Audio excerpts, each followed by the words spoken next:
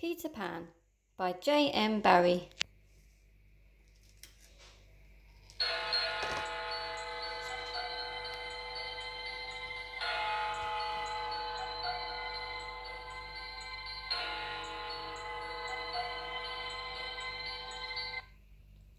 So it begins. Mr. and Mrs. Darling had 3 children, Wendy, John and Michael. On the fateful night, Mr. and Mrs. Darling had gone out to dinner. Most evenings, the Darlings' prim old dog Nana kept an eye on her charges from her bed in the nursery. But that night, Mr. Darling had decided she should sleep outside. So when a tiny light flew in through the nursery's open window, Nana could do nothing but bark and bark and bark. The light began darting around the nursery, flitting inside jars and into open drawers. The next moment, in flew a young boy, dressed in a tunic of leaves. It was none other than Peter Pan. "Tink, have you found my shadow?" he called, and in reply came a lovely sound like the tinkling of tiny bells.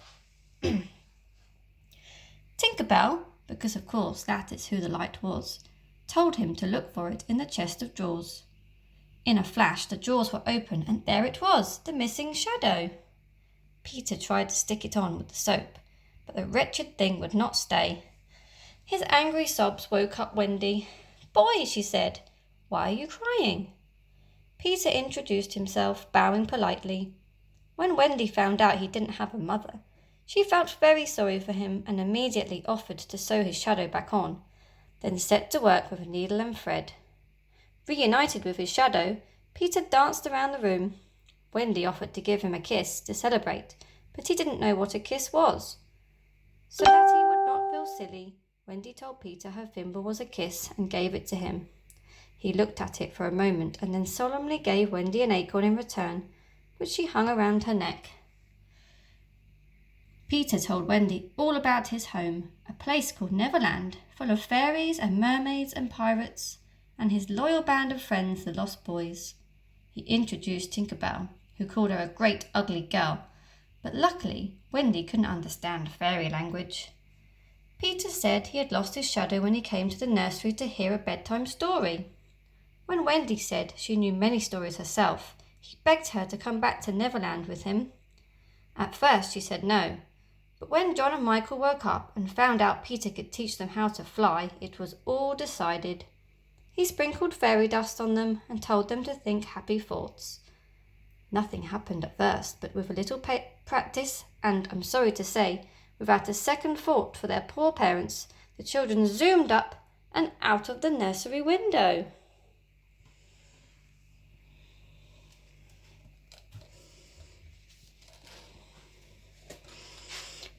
Neverland and the Shot. "Where is Neverland, Peter?" asked Wendy. "Second to the right and straight on till morning." But as they flew across the sleeping city and out over the sea, it became clear that the journey would take them much longer than a night. Sometimes it was dark and sometimes it was light, but none of them knew how long they flew. "There it is," said Peter at last, "where all the arrows are pointing." And indeed the sun was pointing 1,000,000 golden arrows at an island. They had finally reached Neverland. The children pointed out places they knew from dreams, and Peter told them of the pirate leader, Captain Hook. "He was Blackbeard's bosun," said Peter, "and he has a fearsome hook where his right hand should be. The only thing he's afraid of is the crocodile who ate that hand. It took a liking to him and follows him about, trying to eat the rest of him. Luckily for Hook, the crocodile also swallowed a clock, so you can always tell when it is near from the ticking." Just then, Tinker Bell told Peter that the pirates had seen them and were aiming to shoot them with their long tom, their biggest gun. Because her fairy light might give away their position, Tink hid in John's hat, which Wendy carried. Suddenly there was the most tremendous crash. Long Tom blew the little group apart, the wind from the shot blasting John and Michael one way, Wendy another, and Peter far out to sea. Wendy and Tink decided to fly towards Peter's house, but the fairy was so jealous of her, because the big girl knew all sorts of stories and was now Peter's favourite, that she began pinching poor Wendy until she cried. far below all the lost boys, Tootless, Curly, Slightly, the twins and Nibs, were waiting for Peter to come home, and heard Wendy's cries. "A great white bird's flying this way," shouted Nibs. "What kind of bird do you think?" asked Slightly. "I don't know," said Nibs, "but it's making an awful din." Now they could also hear Tinker Bell's shrill voice. "Peter wants you to shoot the Wendy." "I think there are birds called Wendy," said Curly eagerly. Tootless had his bow and arrow with him. "Out of the way, Tink," he cried, and fired. The arrow hit its target, and Wendy fluttered to the ground. A terrible silence fell upon the wood. "That is no bird," said Slightly. "I think it must be a lady." "Peter must have brought her," said Curly, "a lady to take care of us. And you have killed her." It was just at this tragic moment that Peter arrived. "I'm back, boys," he cried. "Why don't you all cheer? I have brought a mother for you all at last." But no boy made a sound. "Have you seen her?" "I will show you, Peter," said Tootless quietly.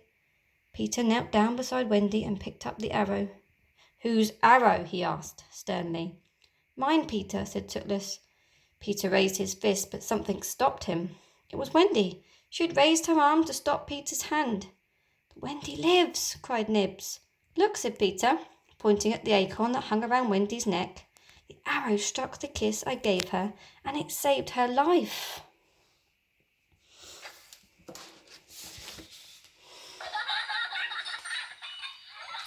The Home Underground.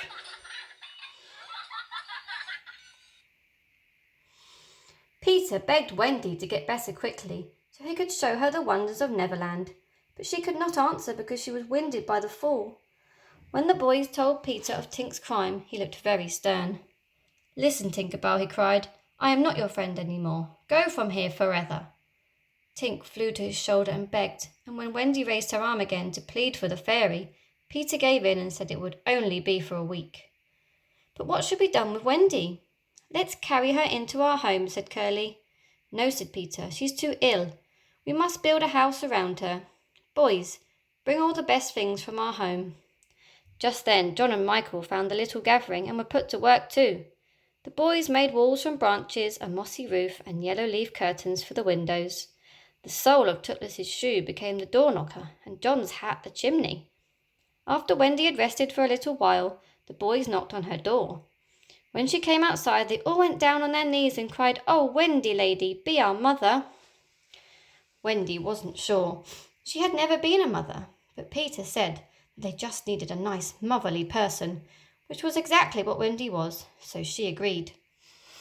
The next day, Peter measured Wendy, John and Michael for their own hollow trees, the only way to get into the home under the ground. Each tree had to fit its owner perfectly, or else it couldn't get up and down. Once you were fitted, you drew in your breath at the top, and down you went into the secret house. To get back up, you had to breathe out and wriggle back up. And so the darling children began their life in the home under the trees.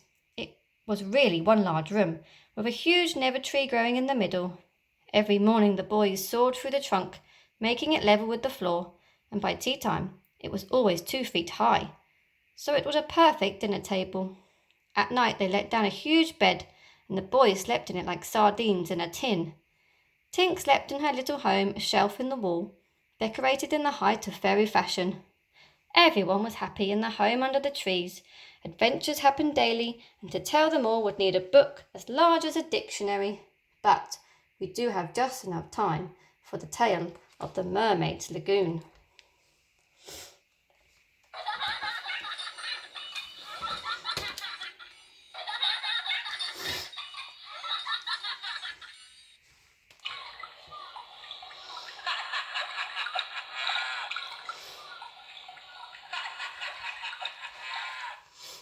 The Mermaid's Lagoon. It just so happened that the day Peter took Wendy to meet the mermaids would turn out to be one of their most exciting adventures. Wendy was disappointed to discover that mermaids were very unfriendly creatures. When she got to the lagoon, the mermaids swam away, splashing her with their tails. She and the boys had just decided to sunbathe on Maruna's rock instead, when a strange sound floated across the lagoon. "Pirates!" cried Peter, grinning. He ordered everyone to dive in, and in a second the lagoon was deserted. As the dinghy drew near, they could see Hook's men, Smee and Starkey, and the lovely Navajo princess, Tiger Lily. "You won't sneak onto the Jolly Roger again," sniggered Smee. "Hook ordered us to leave you here on this rock to perish, as a warning to all his enemies." Now Peter could have saved Tiger Lily after the wicked coves left, but he loved to tease the pirates. Instead, he decided to play a clever trick. "Ahoy there, you lubbers!" Peter called in a marvellous imitation of Hook's voice. "The captain! He must be swimming over!" cried Starkey. "We're putting the girl on the rock now, Captain." "Set her free." "Three? But, Captain—" "Now, you lily-livered lumps, or I'll plunge my hook into you." "Aye, Captain," cried Smee, cutting Tiger Lily's cords. Instantly the princess dived into the water and vanished. A moment later, Hook himself swam up. "Where's the girl?" he growled, getting into the dinghy. "We let her go, Captain," Smee said, "like you ordered." "Lads," Hook said, shaking with rage, "I gave no such order." "Who's giving my men orders?" "It was I, James Hook, captain of the Jolly Roger," said Peter, who could not resist finding out what Hook would think of his impression. Hook felt afraid, but a man does not become a feared pirate captain by being a fool. He thought about it carefully. "Do you have another name?" he called. "The name of a remarkable boy." For Hook knew Peter was vain. "Yes," Peter cried, "I am Peter Pan." And with that, he and his boys leapt onto the rock. The fight was short. While pirates and boys fought in and out of the water, Peter clashed with Hook and his deadly iron claw. Taking Peter by surprise, Hook bit him on the hand and then swam off in retreat, heading for his ship. Peter, Wendy and the boys got home just in time to have a great celebration before bed.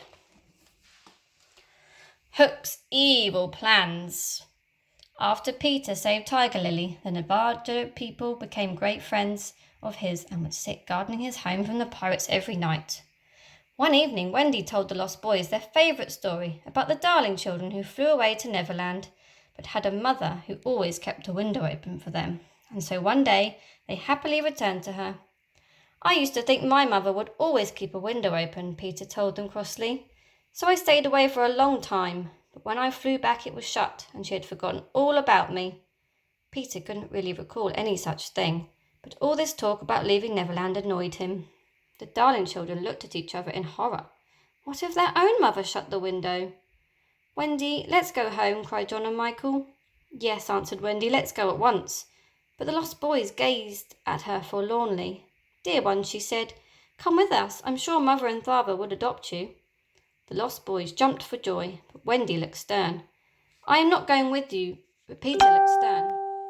"I am not going with you, Wendy," he said, and to show he did not care if they went, Peter played on his pipes. "Oh, Peter," said Wendy, "well, I'm going to give you your medicine before we go." Wendy loved to give medicine, but she stopped when she saw Peter's expression. The lost boys stared at Peter glumly. "Now then," cried Peter, "no fuss, no blubbering. Goodbye, Wendy. Goodbye, boys." But just at that moment, the pirates began their attack. The children listened to the cries and the clash of steel above the ground, straining to make out who was winning. The pirates had taken the warriors by surprise. Tiger Lily and her strongest braves fought with courage, but eventually all were captured. Then Hook, possibly at his most dreadfully wicked, ordered Smee to beat the Navajo tom-tom drum. Down below, Peter and the others heard it and thought that Tiger Lily and her braves had won. Goodbyes were said again, and all the children except Peter went to their trees. Up above, a pirate stood guard by each tree and caught the children as they came up. Then Slightly's turn came. Now, out of all the lost boys, Slightly most certainly enjoyed dinner time the most, and had the big round belly to prove it. Hook looked intently at Slightly and suddenly had an interesting new idea. A tree hole that would fit a boy this size would certainly also fit one James Hook. Ordering that the prisoners be taken to the ship, Hook waited until Peter was asleep and then squeezed down the hole. At the bottom, Hook saw Peter's medicine bottle on a shelf, and an evil plan formed in his mind. Opening the bottle, he added a few drops of the most deadly poison, then carefully put it back on the shelf and left quietly before Peter woke up. A moment later there was a little knock at the door. "Let me in, Peter," cried Tink. Quickly she told him what had happened to Wendy and the boys. "I'll rescue them," cried Peter, "and I must take my medicine as Wendy asked." As Peter raised the bottle, Tink smelled the poison. There was no time to explain. Flying in front of his lips, she drank the medicine. Instantly she fell to the floor. Tink's voice was so frail, Peter could hardly hear it. "Poison, Tink," he cried. "Could you get well again if children believed in fairies?" And though no other children were there, Peter called to every child who might be dreaming of Neverland. "If you believe in fairies, clap your hands. Don't let Tink die." Many, many clapped, and Tinker Bell was saved. The pirate ship.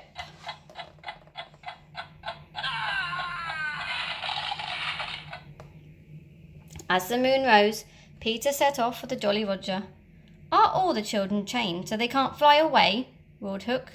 "Aye, aye, sir." "Then hoist them up," said Hook. "Tonight, Wendy, you will see your children walking the plank." Smee bound Wendy to the mast, but as the boys lined up before the plank, Hook's evil smile froze. From below he heard a chilling tick, tick, tick, tick. As the terrified pirates hid, the lost boys looked over the side. It was not the crocodile ticking, but Peter. Still making the sound, he found the keys, freed the boys, and untied Wendy. Then he stood by the mast in her cloak. "Lads," blustered Hook, "the girl is bad luck. Throw her overboard." "There's no one can save you now," jeered Starkey. "I can think of someone," said the cloaked boy. "Peter Pan, the Avenger." Peter flung off the cloak, and the lost boys jumped out and attacked. Taken by surprise, the pirates fought very poorly. Finally, only Hook was left. "Put up your swords, boys," cried Peter. "This man is mine." Never has such a fight been seen. Peter was getting the better of his deadly foe, so Hook leaped onto the bulwark, hoping to dive off and escape. Peter flew through the air and gave him a huge kick. On his way to the ship, Peter had seen Hook's crocodile, noticed its clock had run down, and devised his plan. Now the beast, having followed the familiar sound, was waiting silently below. It was into those giant jaws that Hook fell.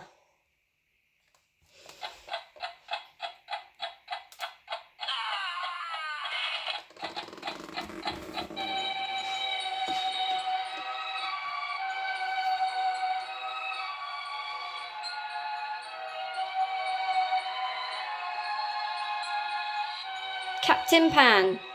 Early the next morning, Peter and the lost boys were all up and about. They put on the pirate's clothes, the trousers cut off at the knee, and naturally Peter was ship's captain. Toothless was made bosun, with Nibs and John as first and second mate. Peter's orders struck a very pirate-like note, and all hands cheered him heartily. "It's time to take Wendy home," Peter told his crew.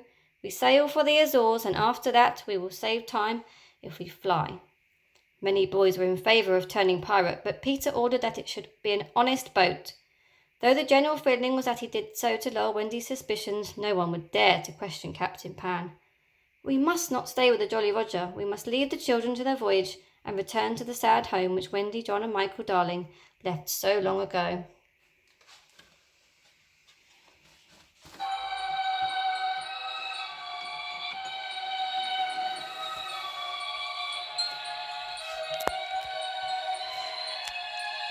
The return home. Back at home, Mr. Darling was asleep in the doghouse, his punishment for locking Nana out on that fateful night, and Mrs. Darling had fallen asleep in her chair in the nursery. Now, we know that her children were rubbishy and had not thought of her often, but she couldn't help loving them still and often sat near the open window, hoping they would come back. All of a sudden, Peter appeared outside the window. The thought of Wendy leaving was so sad that he had changed his mind. "Quick, Tink," he whispered. "Close the window. Wendy will think that her mother has forgotten her, so she will come back with us." Together they pulled it shut, but when Peter peeped inside, he saw that there were 2 sad tears running down Mrs. Darling's cheeks. She must be awfully fond of Wendy, thought Peter. But I'm fond of Wendy too. We can't both have her. But Peter could not forget those 2 sad tears. "Oh, all right," he said at last, and gulped. Then he opened the window. "Come on, Tink," he cried, and flew away. So when Wendy, John and Michael returned, they found the window open after all. Very quietly they landed on the nursery floor and slipped into bed. When Mrs. Darling woke up, she thought that she was still dreaming. "Mother!" cried Wendy. "Mother!" cried Michael and John. Mrs. Darling opened her arms and the children ran to her. "George!" she cried to her husband. Mr. Darling ran into the nursery, closely followed by Nana, and there can never have been such a blissful scene of welcome. Downstairs, the lost boys had been told to count to 500 before following. Now they stood in a row, looking up hopefully at Mr. and Mrs. Darling. Of course, Mrs. Darling wanted to adopt them straight away. It took Mr. Darling a little longer to get used to the idea of being a father to so many children. But when it was agreed at last, he went off dancing about the house with happiness, and they all danced after him. Wendy did see Peter again. He came to say goodbye before he and Tink flew home and asked Wendy to come with him. Mrs. Darling said no, but when she saw how sad Peter looked, she agreed that Wendy could visit for 1 week every year. So each spring, if Peter remembered, he would fly back and take Wendy away for more adventures in Neverland. The end.